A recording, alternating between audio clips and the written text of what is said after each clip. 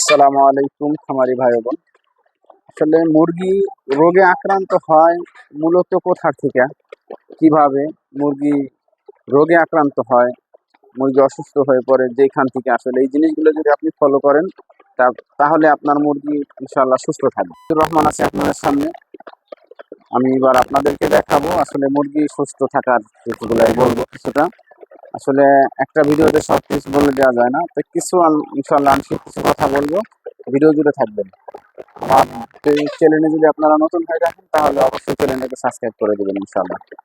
তো যে কথা বলতেছিলাম, আসলে মুরগি অসুস্থ হয়ে যাওয়ার কারণ, যে মানুষ যেমন অসুস্থ হয়ে যায় কোথায় কোন অবস্থায় থাকলে, ঠিক মুরগিও কিন্তু আপনার কোন অবস্থায় রাখলে, আপনি কিরকম ভাবে রাখলে মুরগি অসুস্থ হয়ে যাবে আর কিরকম ভাবে রাখলে মুরগি সুস্থ থাকে, এই নিয়ে আলোচনা করতে। এই যে দেখতেছেন মুরগির স্থানটা, আসলে মূলত প্রথমে আপনার বাসস্থানটা আসলে থাকা লাগবে উন্মুক্ত।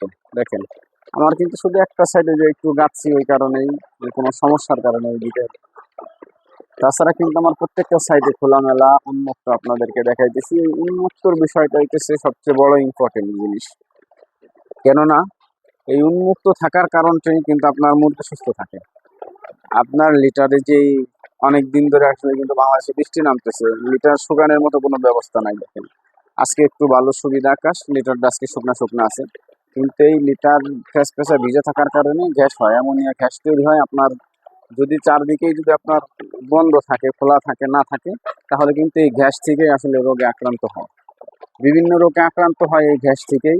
এই গ্যাস যদি আপনি দাবন না করতে পারেন তাহলে আপনার মুরগি কখনো সুস্থ থাকবে না, আপনি ওষুধ খাইলে কাজ হবে না।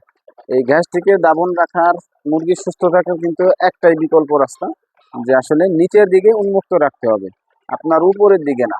আসলে অনেকেই কি করে, নিচের দিকে এই পরিমাণ গাইতে দেয় যাতে মানুষ না দেখে। আসলে এই যে যেই পরিমাণ দেখতেছেন গাছি, ওই পরিমাণের উপরে কিন্তু এই গ্যাসগুলা নিচের থেকে উঠতে পারে না। বিদায় তাই এই কারণেই আসলে অনেকেই যারা এইভাবে খামার করছেন তারা খামার করবেন না। এ ব্যাপারে পরে আলোচনা করব, তাহলে কিন্তু আপনি ইনশাল্লাহ খামার করে সুস্থ সবল মুরগি রাখতে পারবেন। নিচের দিকে উন্মুক্ত রাখবেন, সর্বোচ্চ 2-3টা ইট গাচ্ছি আমি, দেখেন যাতে লিটারটা ওই বাইরে ফেলে না যায়। আমি এই পাশে গাচ্ছি মাত্র 2টা, এই পাশে গাচ্ছি 3টা। এরকম যদি আপনি মুরগি পালন করতে পারেন তাহলে কিন্তু ইনশাল্লাহ মুরগি সুস্থ থাকবে। আর যাদের ডিম পারবে পারবে এমন প্যারেন্টস দরকার, এই যে দেখতে পাচ্ছেন এগুলো, বিকজ 1 থেকে 1.5 মাস লাগবে না, তার আগে ডিম পাড়া শুরু করে দিবে।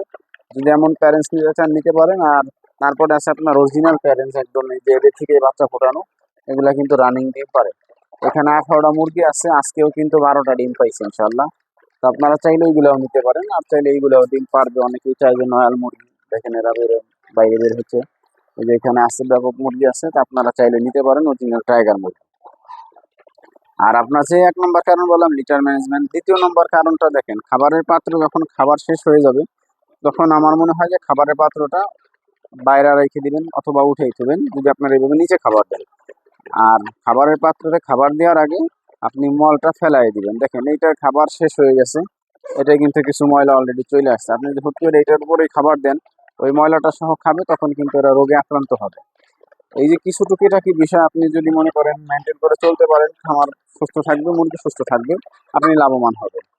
এই টুকিটাকি বিষয়গুলো যদি না জানেন তাহলে কিভাবে খামার করবেন বলেন? ইনশাল্লাহ আমার একটা বিষয় আছে, যে 4টা বিষয় নিয়ে কথা বলছিলাম, যে 4টা বিষয় না জেনে কখনো খামার করবেন না।